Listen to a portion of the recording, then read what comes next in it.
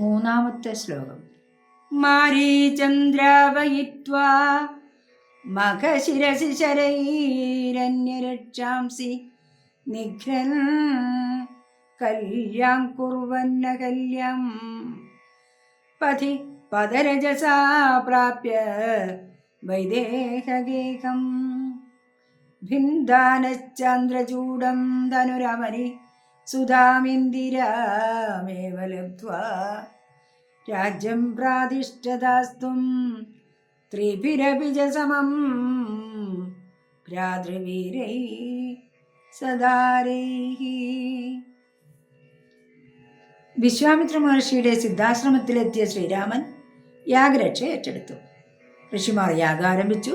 പതിവ് പോലെ മാരീചന്റെ നേതൃത്വത്തിൽ യാഗം മുടക്കുന്നതിന് രാക്ഷസന്മാരെത്തി. ശ്രീരാമൻ ബാണങ്ങൾ കൊണ്ട് മാരീചനെ വളരെ ദൂരത്തേക്ക് ഓടിച്ചു കളഞ്ഞു. ശേഷിച്ച രാക്ഷസന്മാരെ വധിക്കുകയും ചെയ്തു. അങ്ങനെ യാഗം വേണ്ട വിധത്തിൽ അവസാനിച്ചു. പിന്നീട് വിശ്വാമിത്രൻ രാമലക്ഷ്മണന്മാരെയും കൂട്ടി മിഥിലാപുരിക്ക് യാത്രയായി. ഭർത്താവിൻ്റെ ശാപം മൂലം കല്ലായി മാറിയ അഹല്യ ദേവി കിടന്നിരുന്ന സ്ഥലത്തു കൂടിയാണ് അവർ യാത്ര ചെയ്തത്. ശ്രീരാമൻ്റെ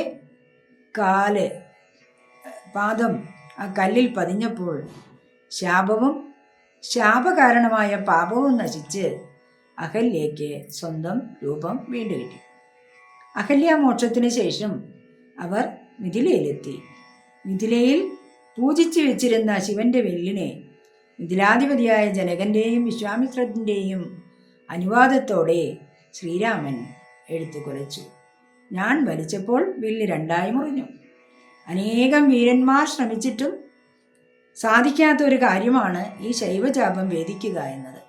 ഇത് ചെയ്യാൻ സാമർഥ്യമുള്ള ആൾക്ക് തൻ്റെ മകളായ സീതാദേവിയെ വിവാഹം കഴിച്ചു കൊടുക്കുമെന്ന് ജനകൻ നേരത്തെ നിശ്ചയിച്ചിരുന്നു. അതിൻ പ്രകാരം ശ്രീരാമന് സീതയെ വിവാഹം ചെയ്തു കൊടുത്തു. സീതയുടെ സഹോദരിയായ ഊർമിളയെ ലക്ഷ്മണനും മാണ്ഡവിയെ ഭരതനും ശ്രുതകീർത്തിയെ ശത്രുഘ്നനും വിവാഹം ചെയ്തു. വീരന്മാരായ സഹോദരന്മാരോടും അവരുടെ പത്നിമാരോടും കൂടി ശ്രീരാമൻ സാക്ഷാൽ ലക്ഷ്മീദേവിയായ സീതയോടും കൂടി അയോധ്യയിലേക്ക് തിരിച്ചു. മാരീചം ദ്രാവയിത്വാ മഖശിരസി ശരൈരന്യരക്ഷാംസി നിഘ്നൻ കല്യാം കുർവന്ന കല്യം പതി പദരജസാ പ്രാപ്യ വൈദേഹഗേഹം ഭിന്ദാനശ്ചാന്ദ്രചൂഡം ധനു രാവനിസുതാമിന്ദിരാമേവ ലബ്ധ്വാ രാജ്യം പ്രാതിഷ്ഠതാസ്തും ത്രിഭിരപി ച സമം ഭ്രാതൃവീരൈ സദാരൈഃ.